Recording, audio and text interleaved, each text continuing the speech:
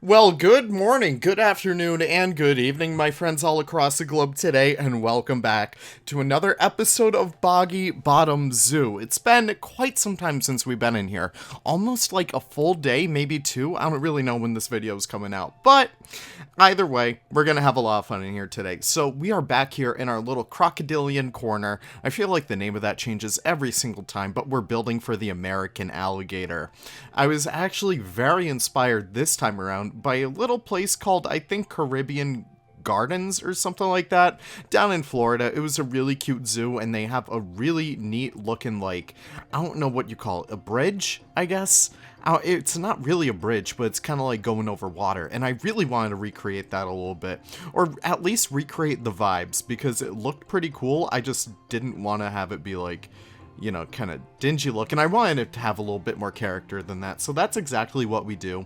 And we're using the same fence set from the platypus habitat and some other ones as before, as a way to really help it feel like a lot more contingent with like the rest of the zoo, help it feel like it belongs a lot more in there, and really have it look really nice in the end. I don't know, I really do love the clean style of this build, and I feel like it goes a long way to help it feel like its own little character. So that's exactly what we do right there. And we kind of just make our way through here, kind of like playing around with, you know, other stuff that happens with the actual, I don't know, layout, essentially. I don't really know. But either way, we just want this to be nice and clean and following with the rest of the reptilian corner, I guess, kind of area. Again, that name changes every single time. I don't know why. I really gotta settle down on a name before we actually send this off to the workshop, which should be relatively soon. Rest assured, this zoo is going very nicely and very swiftly, so I'm very excited for you guys to actually get the chance to play around with that. It's gonna be really awesome to have you guys, like, you know, be able to explore it at all and stuff like that. But essentially, you can see me kind of lining up where those beams would go. I don't really know, like, any rhyme or reason as to why I put them around there, but I kind of felt like that would work well, like have them end where the glass starts and stuff like that. Give it a little bit more structure, a little bit more integrity. And then we're on to the actual habitat building. So I wanted that little section back there.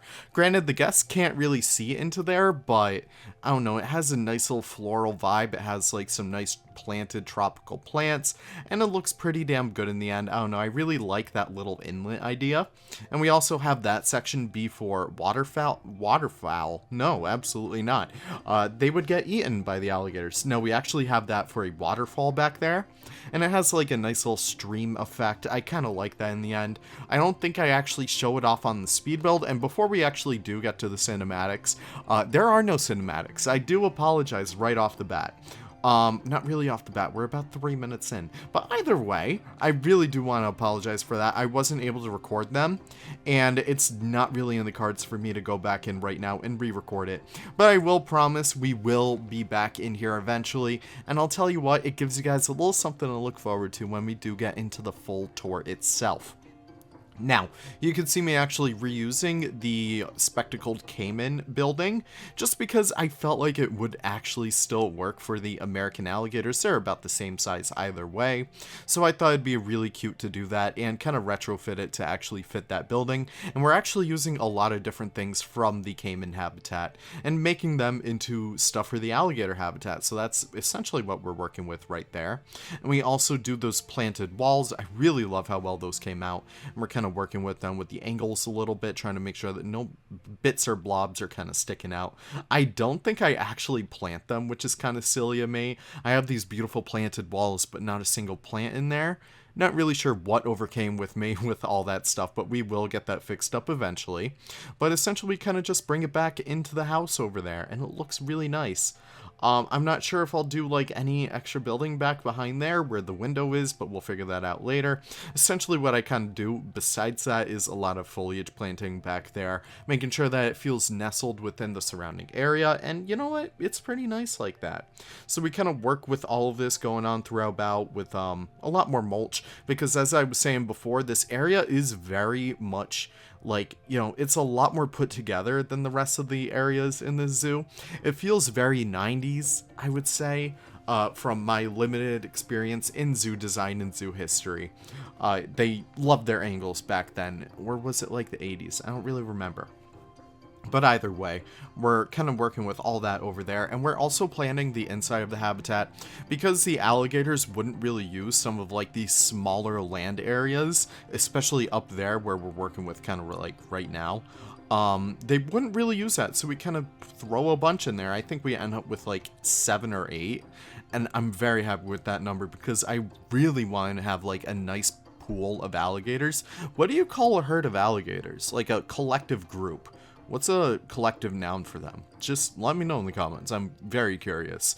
But essentially, we're also working with a lot more stuff. Going back to old habitats and adding some stuff that I completely forgot about, like those bulrush reeds? I don't really know. Either way, cattails. That's what I like to call them either way. So we add a little bit of that to our Cuvier Swift Cayman habitat. And we're also going through with a lot of rocks because I really wanted this to feel like it was, I don't know, it's very rubbly. It feels like very, I don't know, kind of carved into the ground, very natural. And again, this really wouldn't be the kind of stuff that you would see in habitats like this. Again, keepers do need to go in and really clean up habitats when they like start to get dirty. So having like those crevices and stuff, it really wouldn't work unless if they're like, you know, stones that you could just move around, maybe use like with a power washer. Yeah, let's go with that. That's going to be our little narrative right there. But we're kind of just going through the rest of it and adding the plants to the surrounding areas and also covering up that little staff area because I can't be bothered to actually do that stuff. And you know what? That's totally fine. You shouldn't be ashamed to not want to build the boring stuff. I'm going to be completely honest. If that doesn't suit you, then don't really do it. No one's really making you. Especially for a zoo like this where it's all about the habitats for me. I really don't want to do that kind of jazz. But let's just say for Los Monsteros, which by the way is not dead. I just am way too lazy to actually go back in there and build for it. No, it's not dead, but that's a zoo that I'm like, okay, I really want to have like the guest and like the staff facilities be very visible.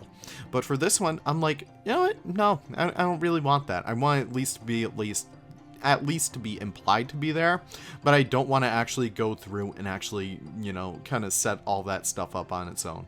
I also use the hedges over here. I feel like I never use those, but I really wanted those to like line the area of that pond so no one would like jump in because the alligators can actually access that little area. We don't want that to happen back there.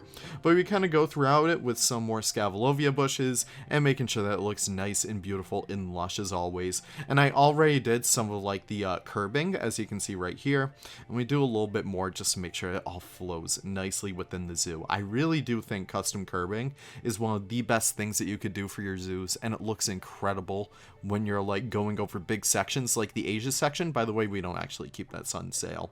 I don't know, I just really wasn't vibing with it. Maybe we could go back and do like a new viewing gallery later down the line. Maybe I could save that for like another future video, but I kind of skip out on that. But we are nearing the end of the video, and I do apologize, no b-roll today, but I do kind of have like the kind of full render of the zoo itself. Not the zoo, but the habitat. Oh my gosh, I'm really losing it. But I do want to thank you guys. I also love using those water hyacinths. Hyacinths are my favorite flower. They're absolutely beautiful, and the fact that we can use aquatic ones, that's really awesome right there. But I do want to thank you guys. So one last time before we do adjourn, those are the lipstick palms I was talking about. Those are great. Thank you guys so much for watching. I do apologize again once more for no b-roll.